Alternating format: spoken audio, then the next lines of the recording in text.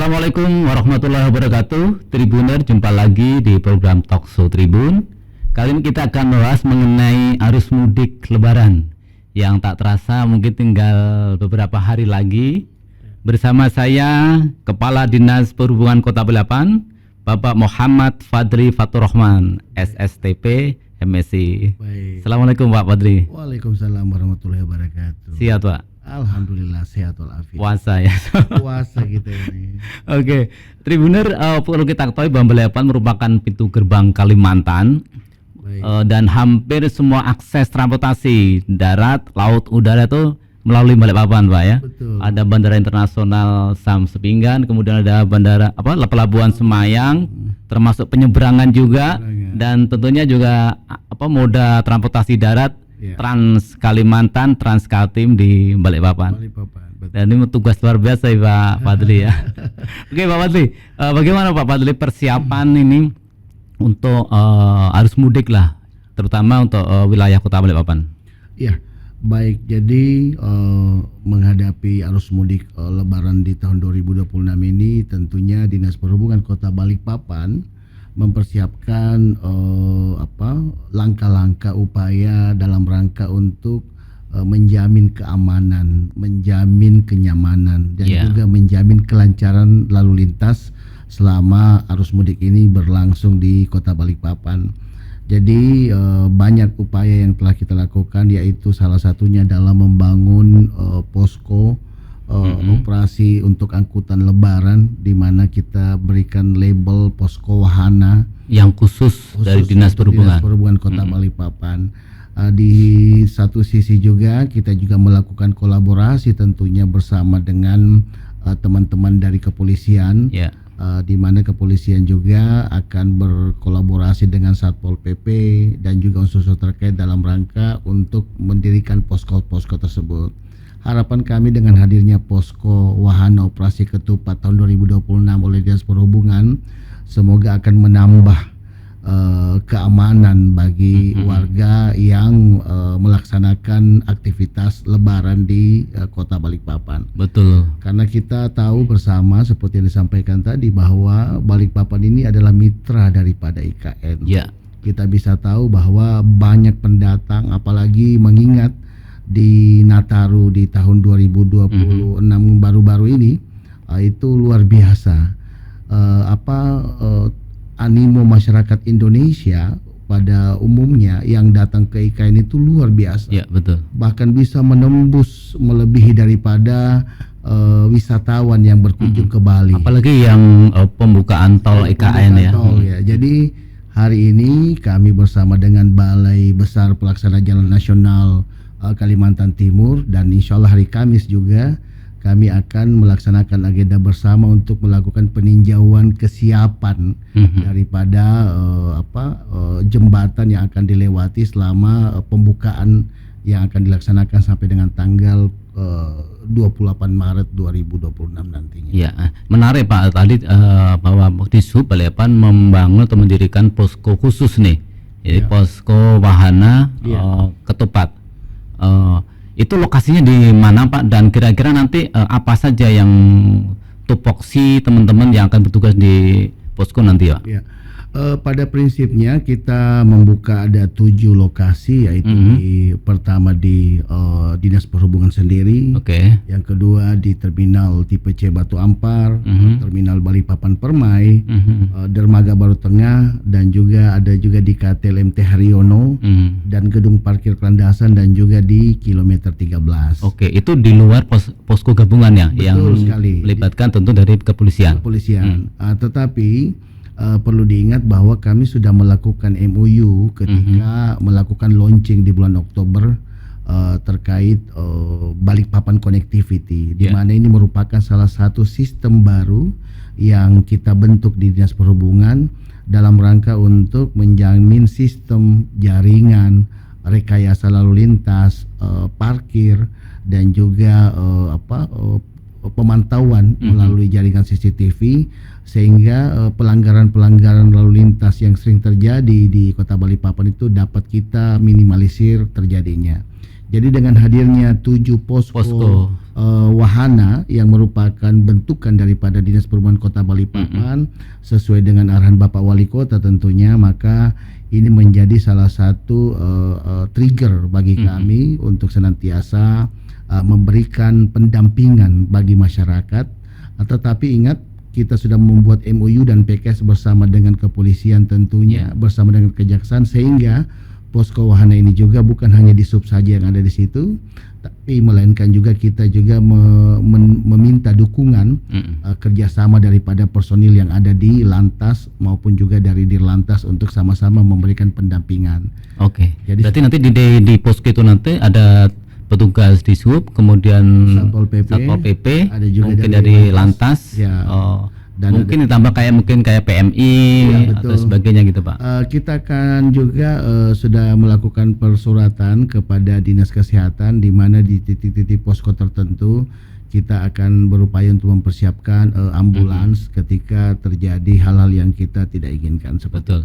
Nah, Tribunan, ini menurut saya ini informasi yang penting juga agar kita dalam menjalankan ataupun melakukan aktivitas lah selama Lebaran, ketika mungkin bingung tujuannya kemana atau mungkin ada sesuatu, bisa melapor atau mungkin bisa datang langsung ke posko terdekat gitu Pak Fadli ya. Baik. Jadi posko ini kita akan sampaikan dan sosialisasikan kepada masyarakat, disertai dengan juga pos aduan atau aduan call center yang dimana dapat dimanfaatkan oleh seluruh masyarakat Kota Balikpapan untuk memberikan informasi kepada kami ketika membutuhkan bantuan ataupun pendampingan dari pegawai Dinas Perhubungan Kota Balikpapan. Oke. Nah, posko itu sudah dibuka sampai kapan kira Pak? Kita akan mulai melaksanakan apel besar gelar pasukan khusus Dinas Perhubungan Kota Balikpapan yang dilaksanakan besok sore insya Allah.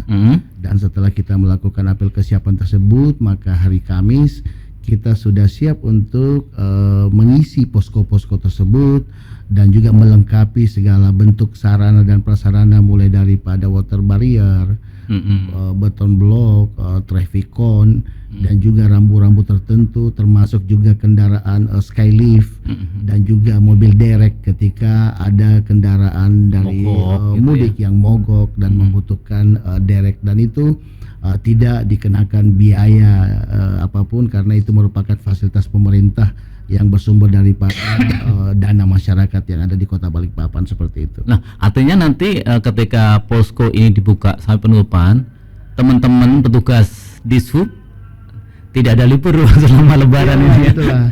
Karena perlu diingat memang sesuai dengan arahan daripada Presiden dan juga melalui Menteri Dalam Negeri dan Pan RB bahwa ada beberapa dinas atau OPD yang melayani publik itu tidak ada libur dinas-dinas lainnya. Jadi Kadisub harus tetap stay di Balikpapan, seperti itu. Nah, oke Pak, tadi kita sampaikan bahwa Balikpapan ini kan pintu gerbang nih. Pintu gerbang artinya kan arus mudik itu ada yang dari bandara, kemudian pelabuhan penyeberangan, dan tadi moda angkutan darat yang Trans Kalimantan. Sejauh ini bagaimana koordinasi dengan pihak-pihak instansi terkait Pak? Ya, alhamdulillah kita senantiasa melakukan rapat koordinasi melalui momentum forum lalu lintas yang kita laksanakan bersama dengan stakeholder terkait. Forum lalu lintas ini adalah merupakan salah satu sarana daripada Dinas Perhubungan ketika ingin mengeluarkan suatu advokasi kebijakan pengalihan lalu lintas, pengalihan rekayasa lalu lintas, maka itu diputuskan bukan keputusan yang diambil oleh Dinas Perhubungan sendiri, tapi merupakan komitmen dan keputusan bersama melalui kegiatan forum lalu lintas. Salah satunya adalah di seputaran jalan MT Haryono di Agung Tunggal.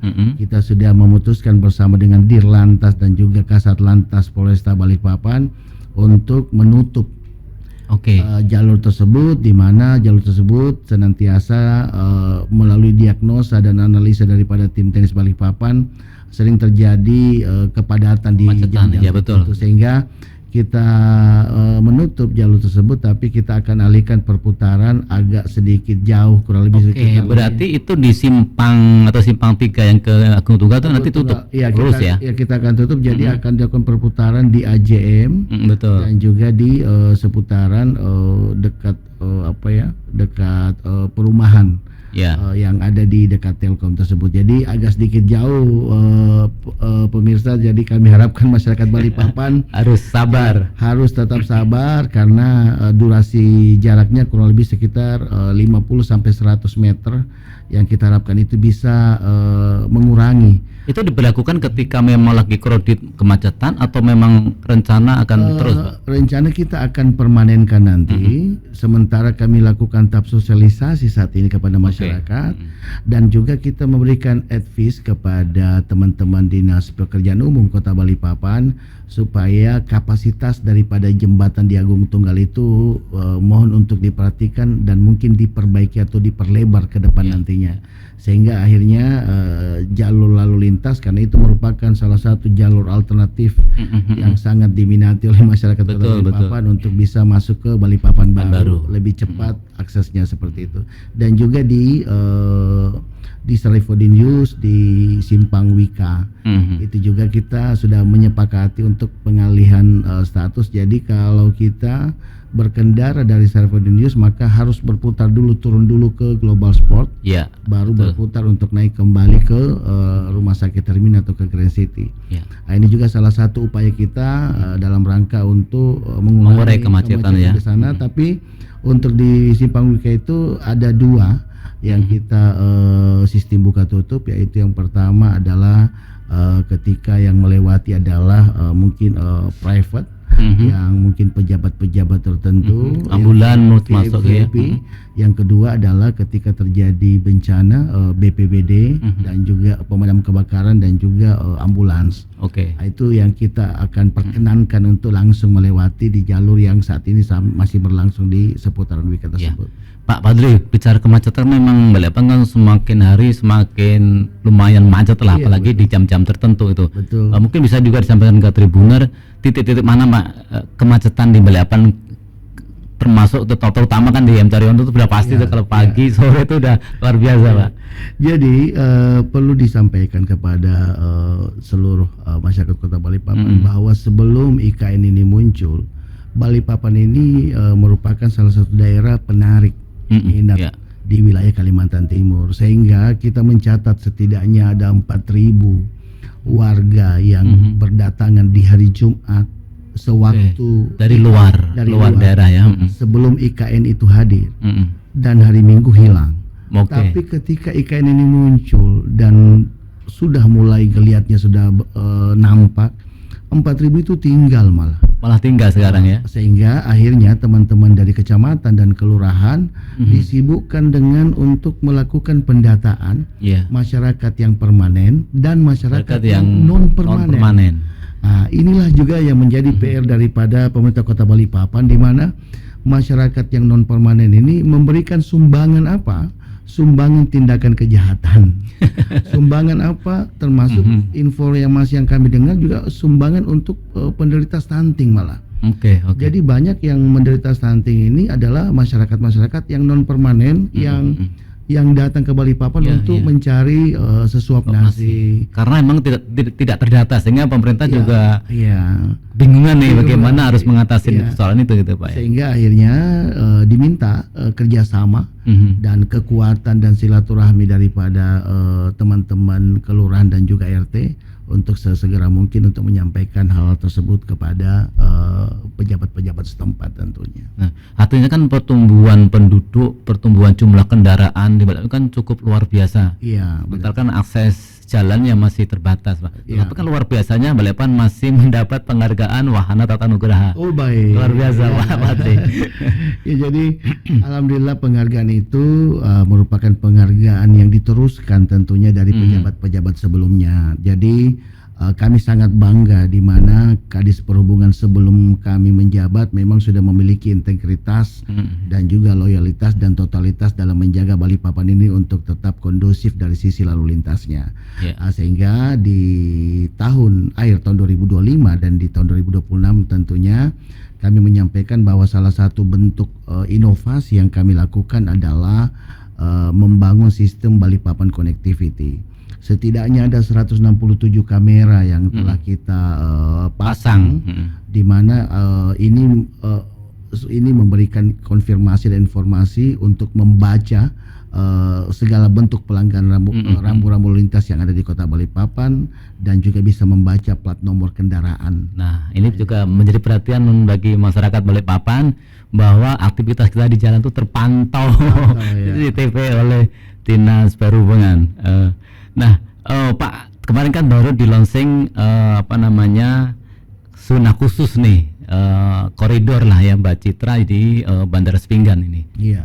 Itu salah satu upaya untuk connecting tadi Pak. Betul, itu salah satunya. Jadi kita berharap sebenarnya jadi Balikpapan Connectivity ini adalah suatu grand design besar apa yang menjadi program pokok daripada Dinas Perhubungan Kota Balikpapan. Harapan kita dengan hadirnya penambahan rute baru oleh Bacitra, di mana ini merupakan selama ini ketika Bacitra Balikpapan City Trans masuk ke bandara hanya melakukan aktivitas drop off saja, artinya mengantar saja, menurunkan saja. Tetapi saat ini lewat launching yang kita laksanakan beberapa waktu yang lalu itu sudah memberikan keleluasaan untuk bisa masyarakat Balikpapan juga bisa menambah satu pilihan lagi, yaitu untuk menggunakan Bacitra untuk pick up, untuk diambil seperti itu. Pak, terakhir mungkin Pak, sekali lagi kan bahwa kehadiran IKN ini kan sangat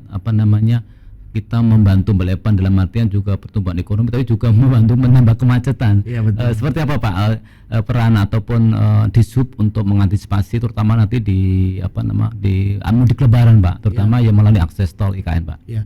Jadi salah satu solutif yang kita tawarkan adalah pertama menambah satu kawasan tertib lalu lintas, di mana kawasan tertib lalu lintas ini merupakan kawasan yang ditetapkan oleh seluruh stakeholder terkait, sehingga di kawasan tersebut tidak diberlakukan, artinya dilakukan pendampingan dan juga pengawasan secara efektif melalui kamera dan juga melalui BKO yang sering kita laksanakan. Harapan kita dengan adanya KTL nantinya ini sehingga itu akan bisa membantu kelancaran daripada lalu lintas di era-era di masa-masa mudik Lebaran di tahun 2026 ini seperti itu. Siap, luar biasa Pak. Semoga Dishub, tentunya teman-teman petugas Dishub yang tidak libur di Lebaran nanti menjalankan tugas dengan baik. Terakhir mungkin Pak bisa sampaikan ke masyarakat, ke Tribuner, apa-apa yang perlu nanti diikutin aturan, terutama ada penambahan aturan-aturan atau apa istilahnya ya, jalan yang harusnya belok sekarang nggak boleh lagi gitu dan sebagainya Pak, dan imbuan-imbuan lah sehingga mudik Lebaran di 2022 ini bisa berjalan dengan lancar Pak. Ya, baiklah, jadi yang kami harapkan adalah yang pertama kami mengajak kepada seluruh warga Kota Balikpapan untuk senantiasa memperhatikan fisik, kondisi kesehatan, dan juga apabila kurang istirahat untuk senantiasa memperhatikan kondisi-kondisi tersebut ketika ingin melakukan mudik Lebaran di tahun ini. Betul. Yang kedua, cek kendaraannya tentu Pak ya. Tentunya. Yang kedua, kami dari Dinas Perhubungan juga sedang mempersiapkan untuk pengecekan kendaraan lewat PKB, UPTD PKB yang kami dapat dilakukan pengecekan kondisi kendaraan lebih baik lagi ke depannya. Yang ketiga, kami berharap masyarakat Kota Balikpapan memperhatikan segala bentuk rambu-rambu lalu lintas, yang dimana ini merupakan salah satu attention bagi kita semuanya, sehingga perjalanan kita dalam mudik nantinya itu akan senantiasa terjaga. Dan lewat posko yang kami dirikan, kami berharap ini bisa menjadi salah satu wahana daripada masyarakat untuk senantiasa melakukan koordinasi ketika terjadi hal tertentu pada saat Anda melakukan mudik. Dan kami juga sudah mempersiapkan sarana berupa kendaraan derek ketika di jalan-jalan tertentu lagi mogok mobilnya, kendaraannya, itu bisa digunakan untuk beraktivitas. Dan kami juga memiliki call center. Silakan menikmati IG. Nomornya kan boleh Pak, nomor call centernya? Call centernya lewat IG Dishub juga. Silakan lewat IG Dishub Anda masuk di situ, Anda bisa melihat secara langsung. Jadi untuk melaporkan segala bentuk kebutuhan-kebutuhan, baik itu mogok dan juga mungkin ada lampu-lampu jalan juga yang kondisinya mati, bisa dilaporkan. Jadi seperti itu. Jadi pada prinsipnya kami dari Dinas Perhubungan siap melayani, kami dari Dinas Perhubungan siap untuk memberikan pelayanan terbaik dalam rangka untuk melaksanakan aktivitas mudik Lebaran di tahun 2026 ini. Siap. Terima kasih Pak Fadli Tribuner. Demikian tadi diskusi saya dengan Pak Fadli, Kepala Dinas Perhubungan Kota Balikpapan. Meskipun singkat tapi punya makna yang luar biasa. Baik. Artinya ada hal baru, terutama pendirian posko wahana tadi di 7 titik, kemudian juga tentunya CCTV masyarakat yang melakukan aktivitas di jalanan terpantau. Tapi hal yang penting juga, silakan masyarakat juga bisa melaporkan ketika ada hal-hal yang urgent, misalkan lampu mati atau daerah macet, bisa mengakses di IG-nya di Sub Balikpapan. Terima kasih Pak Fadli. Baik. Semoga teman-teman selalu dalam keadaan sehat sehingga bisa menjalankan tugasnya dengan baik. Amin ya rabbal alamin. Assalamualaikum warahmatullahi wabarakatuh. Waalaikumsalam warahmatullahi wabarakatuh. Download Tribun X sekarang. Menghadirkan lokal menjadi Indonesia.